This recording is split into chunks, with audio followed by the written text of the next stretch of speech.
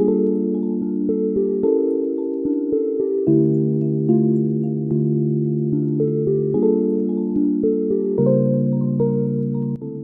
up, everybody? My name's Perplume.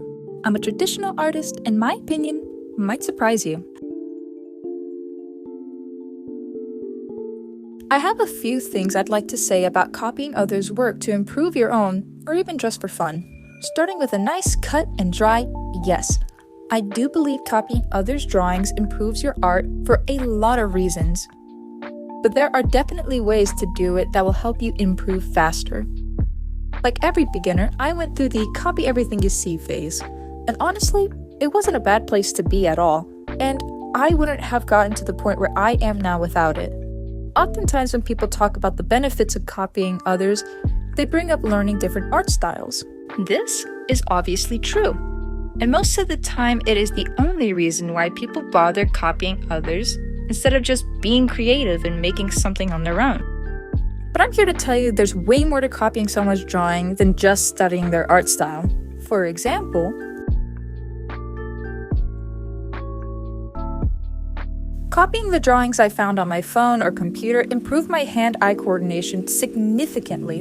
And as every artist knows, this is a very important skill, especially if you're drawing traditionally. The ability to recognize the difference between what you're looking at and what you're drawing is crucial, unless you want to end up with a misshapen, disproportionate, cringy-looking mess. This, like all skills, is learned through practice. And this skill in particular is learned through copying what you're looking at. Copying others' amazing art also exposed me to millions of different poses, opening my eyes to so much more than the classic hands behind your back or the hands on your hips pose. Copying the creative poses I'd see others make over and over again gave them a permanent spot in my little noggin, which helped me a lot when it came to drawing from imagination. Probably the biggest benefit of copying others' art is copying their layout. Lately, I've been trying to learn how to draw backgrounds, but I made a pretty big mistake, and I managed to fix it right away. And that was assuming I already knew enough about backgrounds to try creating them on my own. I'm not joking. Take a look.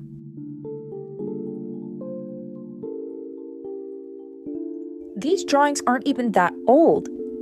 They were made only a few months ago. Do you think the drawing you're watching right now was drawn all from my imagination? Of course not.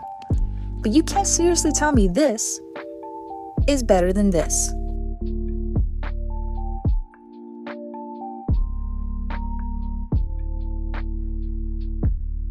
Before I started making this video, I've always wondered why so many people believe that copying an entire drawing limited your creativity and ability to develop your own style, while at the same time admitting that drawing from reference improves your art and highly recommended. These two methods both involve looking at someone else's work to guide your own. When using a reference, normally you're just taking a small part, maybe a pose or a color palette, for example. But if you're already going to copy one small piece, why not study the whole thing? There is a lot more value in understanding how all the parts work together. The more I thought about it, the more I realized that copying isn't the issue.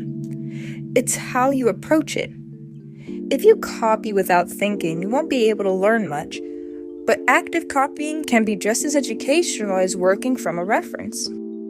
Listen, if your drawing is a one-for-one copy of something and you go around posting it, I think that's something worth crediting, especially if you're already good at drawing. Buddy, you could do better than that. Copying is just the next big step beginners take, since, at least for me, straying from the drawing I was trying to copy was way too hard and really discouraged me. The only way I could feel good about what I drew was if it looked like the art pieces I'd admire online. It encouraged me to ask myself why mine didn't look exactly like theirs when they're literally the same drawing. I hope I showed you all how much you can learn from copying. And I hope no one ever makes you feel bad for doing so. All this to say, I hope you realize that copying others isn't anything to be ashamed of. If you disagree with anything I said here, feel free to tell me in the comments below. If you noticed my voice sounding a bit funny at times, it's because I'm a little sick. So, why don't you try subscribing to get a real sense of my voice sometime? I hope to see you next week.